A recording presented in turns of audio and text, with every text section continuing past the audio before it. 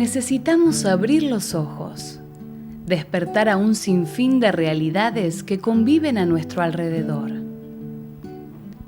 Si todos somos diferentes y somos conscientes de ello, ¿por qué discriminamos? Si la diferencia nos enriquece a todos, ¿qué hacemos con esa diferencia? ¿Por qué es importante la diversidad social? ¿Por qué debemos preocuparnos por formar una sociedad inclusiva y accesible para todos? ¿Será tan difícil sacarnos el velo del prejuicio, abrir nuestros ojos y dejar de lado la indiferencia?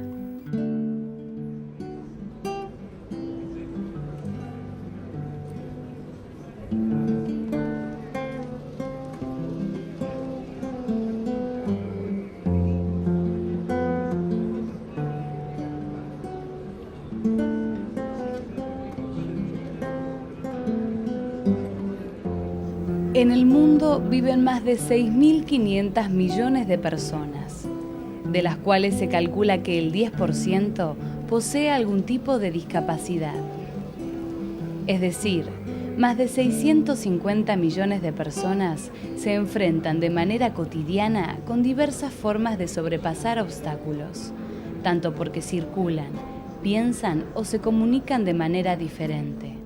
650 millones de personas es igual a la suma de la población total de España, Argentina, Estados Unidos, Colombia, Italia, Canadá, Australia, Egipto, Cuba. Ahora bien, nos falta una nueva suma. Si se incluye a los miembros de las familias de esas 650 millones de personas, la cantidad de individuos directamente afectados por la discapacidad asciende a alrededor de 2.000 millones, lo cual significa casi un tercio de la población mundial. Son la minoría más grande de la sociedad, pero siguen siendo invisibles en muchos de los aspectos de la vida cotidiana. El 13 de diciembre de 2006 fue aprobada la Convención Internacional sobre los Derechos de las Personas con Discapacidad. ¿Por qué necesitamos una convención especial para las personas con discapacidad? ¿No tienen los mismos derechos que todos los demás?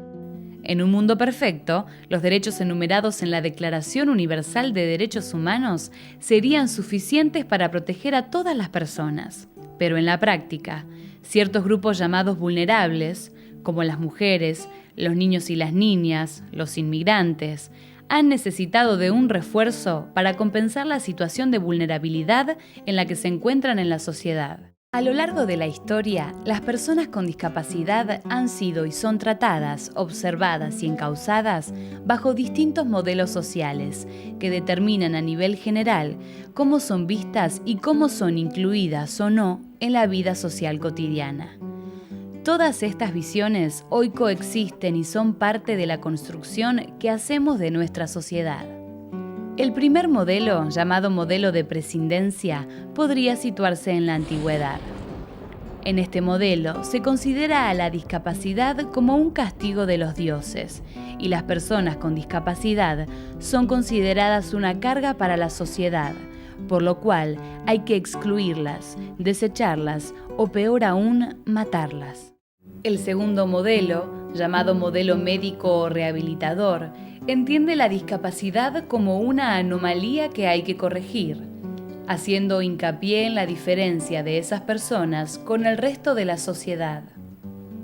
La postura asistencialista guía en este modelo las acciones de las personas con discapacidad que ya no son consideradas inútiles o innecesarias, pero siempre en la medida en que sean rehabilitadas. Por esto es imprescindible normalizar esa diferencia. El tercer modelo, denominado modelo social, transmite un pensamiento desde el cual la discapacidad deja de ser situada en la persona para ser situada en la sociedad. La discapacidad es una construcción social.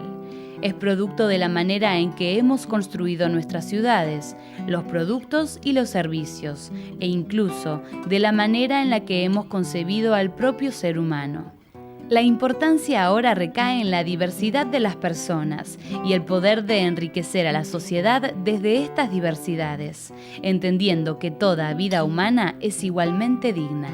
Las causas que dan origen a la discapacidad obviamente no son religiosas, como en el primer modelo, tampoco son netamente individuales, como dice el segundo modelo, sino que son preponderantemente sociales, por el modo en que está diseñada la sociedad. Gracias al avance cultural que fue viviendo nuestra sociedad y a la llegada del modelo social sobre la mirada de las personas con discapacidad, vemos un nuevo desarrollo sobre los conceptos de discapacidad, obstáculo, accesibilidad, autonomía, vida digna. Es importante el salto que se da, que también entiende que la discapacidad no es una limitación individual de una persona, sino que empieza a ver a la discapacidad como una construcción social.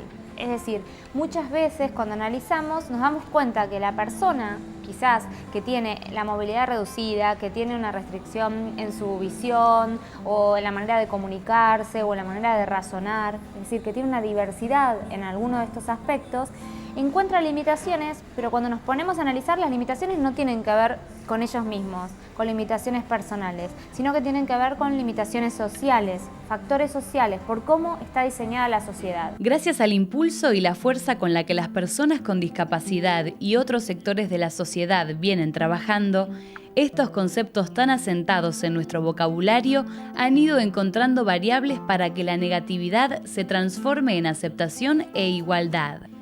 De esta manera surge el término de diversidad funcional.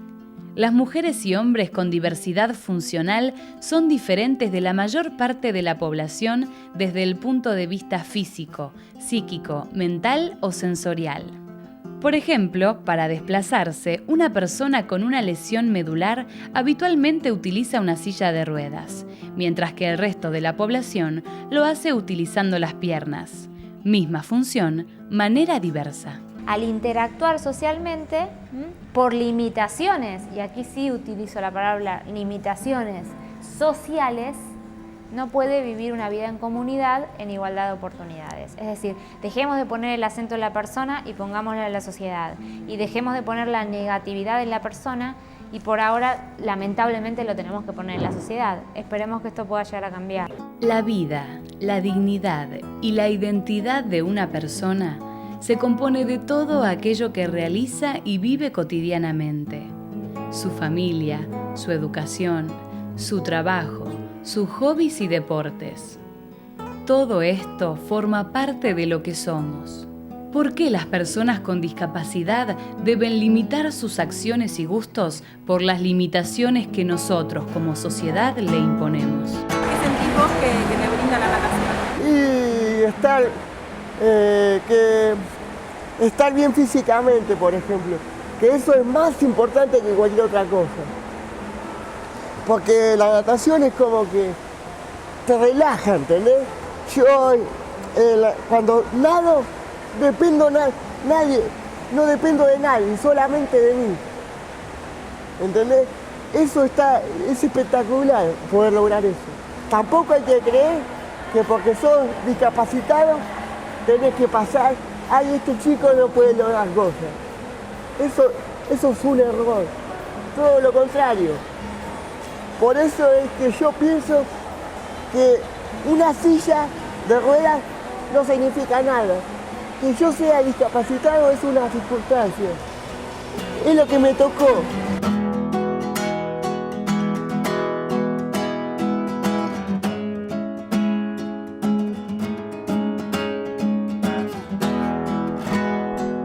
Para la mayoría, a veces un escalón significa solamente levantar un pie, el otro y continuar caminando. Sin embargo, para una persona con movilidad reducida, un escalón puede convertirse en entrar o no a cualquier lugar que desee ir. El construir en medidas erróneas ciertas herramientas de accesibilidad a veces también puede condicionar este transitar. Por ejemplo, una rampa mal o bien construida en su angulación o el ancho de una puerta de ingreso. La pregunta sería para quién estamos diseñando, ¿no? Digamos, para quién estamos diseñando, para qué persona, ¿no es cierto? Si esa persona media en la cual no se embaraza, no se enferma, no envejece, ¿no es cierto? No tiene ningún accidente que le genere discapacidad, digamos, un tema muy actual, tengámoslo en cuenta. Entonces debería estar proyectando para toda esta diversidad social y para eso tenemos normativas.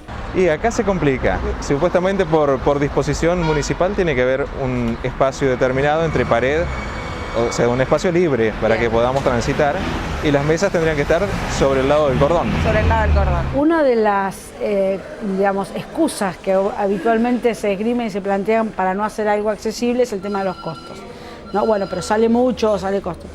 Lo que pasa es que esa es una cuestión muy relativa. Primero, si vos cuando diseñás un edificio, lo diseñás en términos de ser un edificio accesible, el costo es ínfimo verdaderamente en el porcentual total de la obra.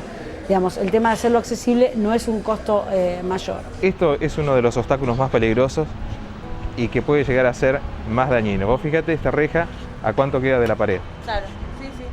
En el bastoneo, si uno abre el bastón, pasa de largo y cuando querés acordar, la reja esta te queda marcada en la cara, ¿no? Claro. Iba con amigos, ponerle ciego, no bien, y lo mismo, romperse la cara porque los carteles están, digamos, el tema de la accesibilidad no es nada más la rampa en la esquina. ¿Y estas rampas que son esquina completa? No, está bien hecha, pero son escasos los lugares donde hay.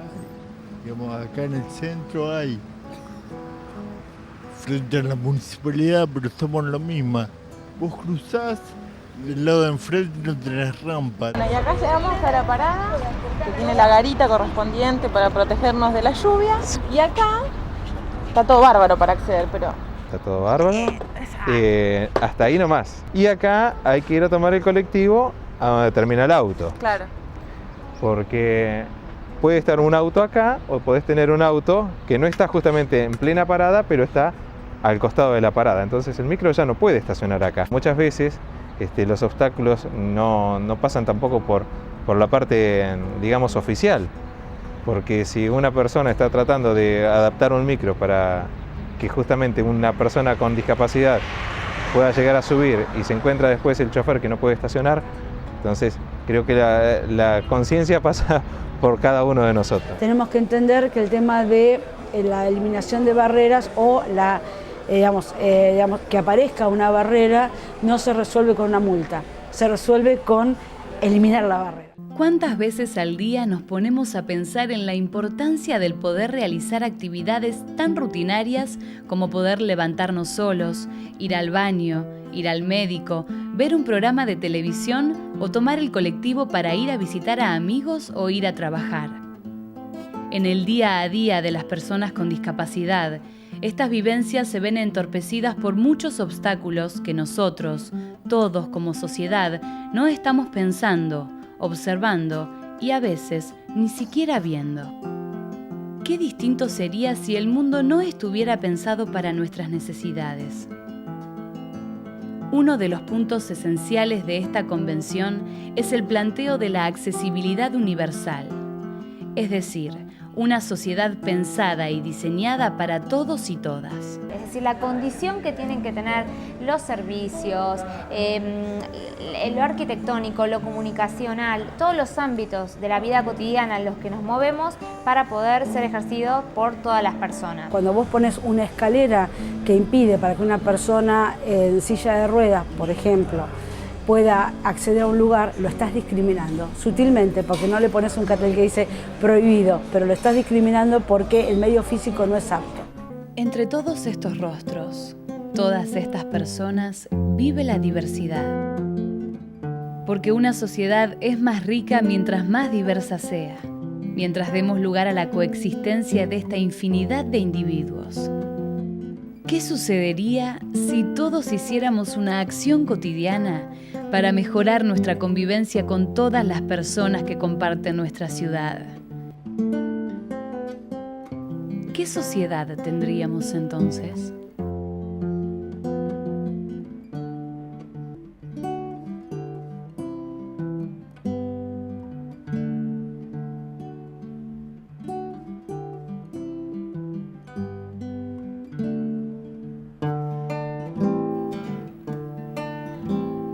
¿Y tú? ¿Qué puedes hacer?